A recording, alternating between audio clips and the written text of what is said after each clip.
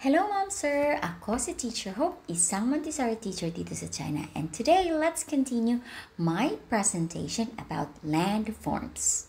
Noong nakaraan ay gumamit ako ng chia seed para sa tree planting ng mga bata. Kaya naisip ko na pwede kong gamitin ang chia seed para magpatubo ng mga tanim sa landforms. Form lang ako ng mga different landforms dito sa plastic plate. Gumamit ako ng egg tray, aluminum foil at mga papel. Gumamit rin pala ako ng tissue paper kasi manipis siya at madali rin siyang matuyo.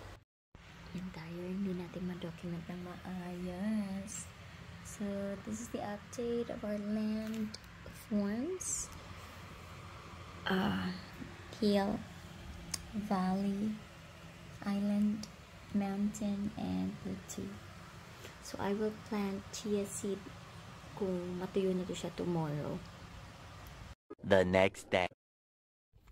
Good morning! Quick update sa landform chia seed na work natin. So, nilagyan ko na ng chia seed itong paper mache. Actually, I will be leaving to travel for 3 days holiday kasi ngayon. And I have to prepare this and leave this to my co-teacher. Kasi siya na yung magdidilig for 3 days. Tamang-tama, pagbalik ko, Sunday, hopefully may tubo na to. Monday, isi-show ko na sa class. Ito na lang yung heels.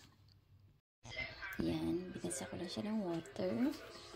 And then ready to put chia seed.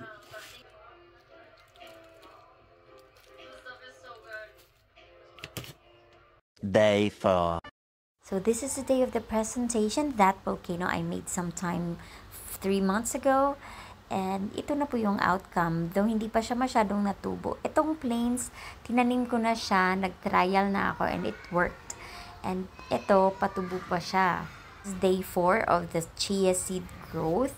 Hindi pa siya masyadong tumubo. Pero over time, tumubo talaga to siya. Nakita talaga ng mga bata ang growth. Ma-share ko lang kung paano ko siya nadala sa school. Ito, part to siya ng ref ko. Shelf siya ng ref ko. Then, meron akong cover. Actually, to siya ng styro cover. Lagyan ko siya ng toothpick to hold it. Kasi, hindi naman malayo yung apartment ko sa school. Pero natatakot ako baka mahulog. So, yan. Excuse na lang po sa dental floss. And this. Patong na siya. 1,000 years later. Ito na po ang growth ng chia seed on different landforms. Tuwang-tuwa din po ang mga students ko nito kasi sila mismo ang nagdidilig ng mga landforms na ito. Though mahaba-haba ang preparation ko para sa lesson na to at isi-show mo lang ng 30 minutes sa klase, masaya ako kasi naiintindihan ng mga students ko. Naganda rin ako ng mga pictures sa mga personal na lakad ko para mas maintindihan nila ano ang landforms at ang waterforms. Nabayan ko na rin ng kanta, favorite nila ang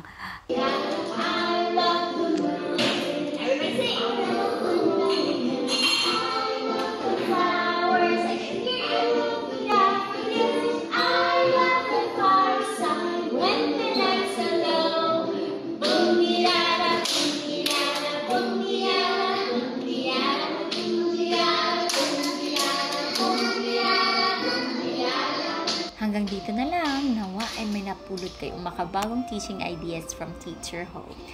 Bye! 再见!